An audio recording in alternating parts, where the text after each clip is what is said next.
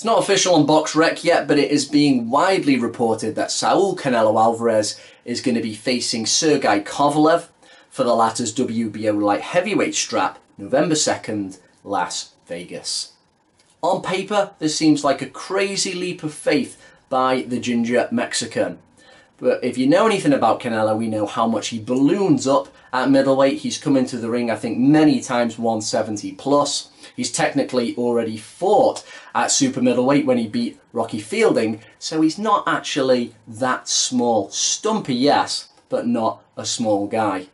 Kovalev, much taller, a bigger reach, and had this fight been made 4 or 5 years ago, it would seem like mission impossible. But Canelo has seen something that we can all see. That's why this fight has been made. This isn't like Sugar Ray Leonard when he chose to fight Marvin Hagler and he saw something that only a few people could see, despite good performances against Thomas Hearns and John McGarvey. He saw that the Marvelous One was slowing down.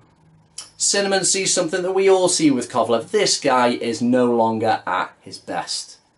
The losses against Andre Ward took away that initial shine, the invincibility cloak. He got mashed up against Eleider Alvarez.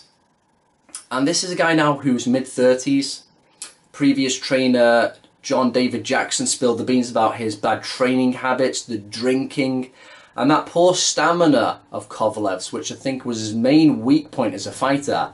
It's just got worse. And if you want proof that a fighter is past his best, they always say the last thing to go in a fighter is his punch. Well, I don't think Kovalev is punching as spitefully as he used to. For instance, his recent fight against Anthony Yarde, take the Kovalev of the Cleverly fight 4 or 5 years ago, and I think he's going to get Yarde out of there in the first half of the fight. You can already see how Canelo wins this one.